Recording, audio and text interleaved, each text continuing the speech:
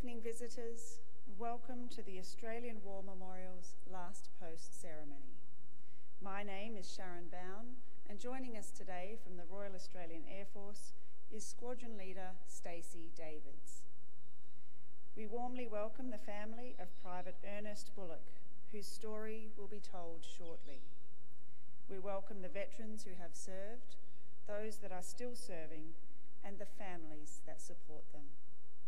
We acknowledge the members of RSL and Services Clubs Association, RSL Victoria, and RSL Queensland, who are watching the broadcast of this ceremony across Australia. During the ceremony, wreaths will be laid at the base of the Pool of Reflection by family, visitors, and students on behalf of the following school: from South Australia, Murray Bridge High School. Please stand and join in singing the National Anthem.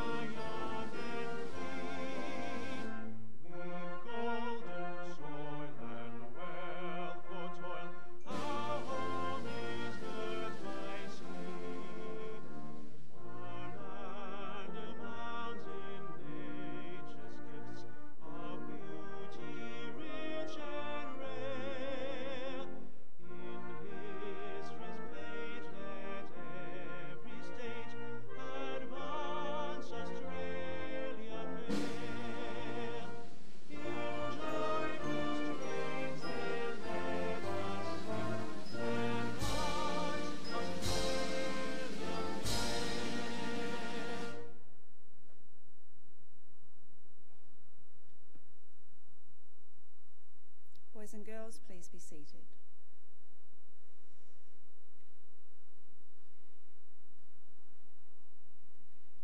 The Australian War Memorial was the vision of Charles Bean, Australia's First World War official historian. Bean landed with the Australian troops on Gallipoli and stayed with them at the front through to the end of the war. The idea of this national memorial and museum came to him at Pozières, France, in the depths of the bloody fighting of 1916. Bean's idea was that this would be a place where families and friends could mourn loved ones buried in faraway places. It would also be a place that could help all Australians understand what these men and women had endured and what they had done for us. Bean's vision, to which we remain true, is best expressed as inscribed in the entrance to the memorial's galleries. Here is their spirit, in the heart of the land they loved, and here we guard the record which they themselves made. Tonight we will read the story behind just one of those on the Roll of Honour, which lists the names of more than 102,000 men and women who have given their lives for us in war and on operations for more than a century. But first we present a lament, Flowers of the Forest. Wreaths and floral tributes will now be laid at the base of the Pool of Reflection.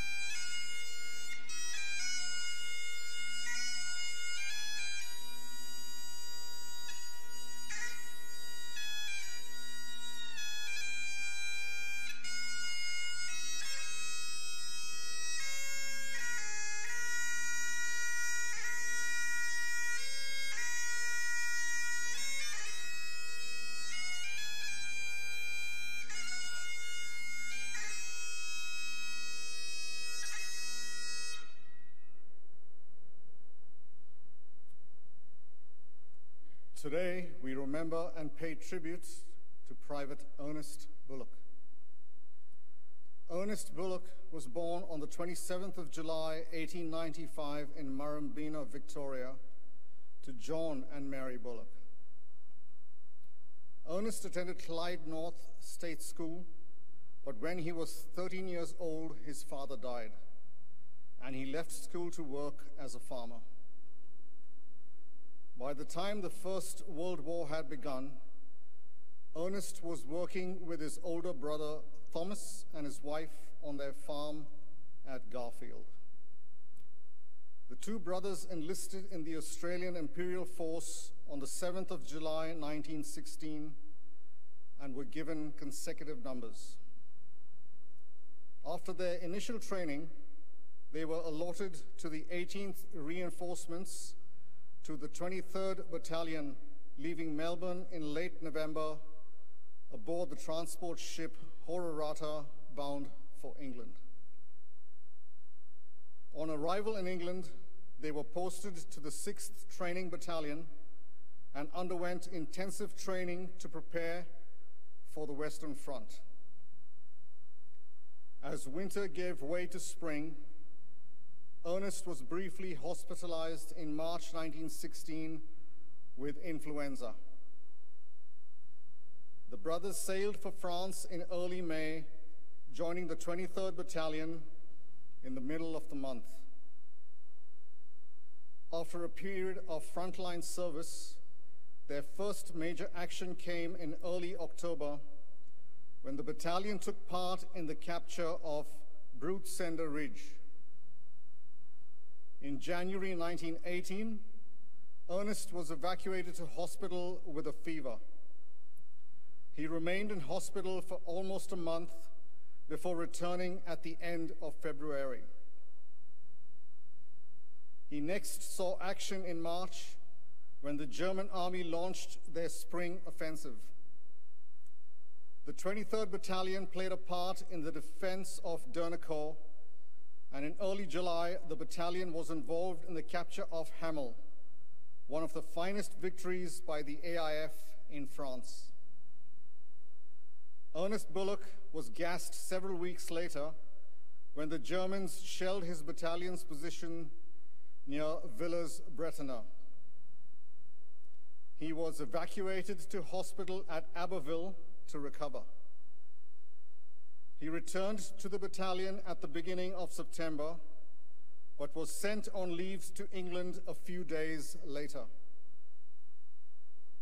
He returned at the end of the month as the 23rd Battalion was preparing to go into the line for the last time. The battalion fought its last battle around the town of Beaurevoir on the 3rd and 4th of October.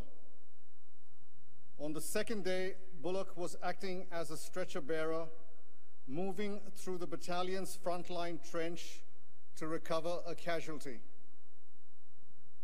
A German shell landed in the trench near him, and the resulting explosion killed him instantly.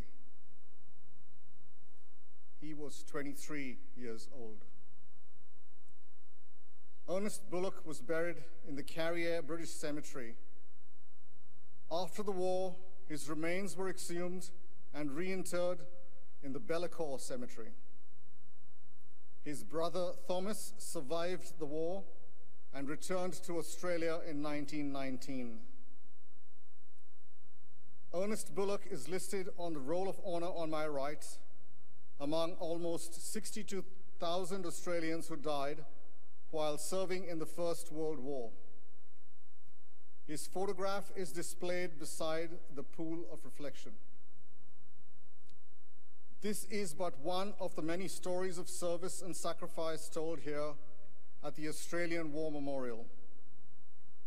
We now remember Private Ernest Bullock, who gave his life for us, for our freedoms, and in the hope of a better world.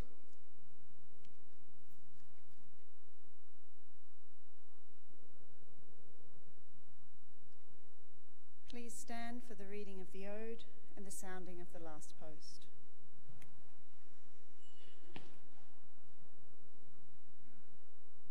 They shall grow not old, as we that are left grow old. Age shall not weary them, nor the years condemn. At the going down of the sun, and in the morning, we will remember them. We will remember them.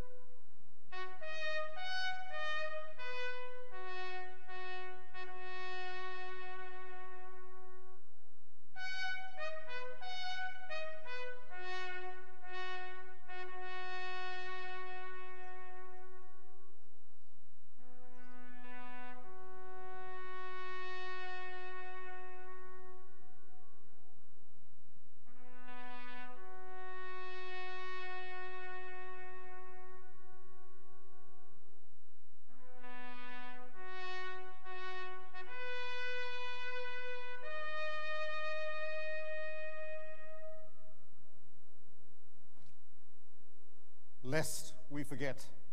Lest we forget.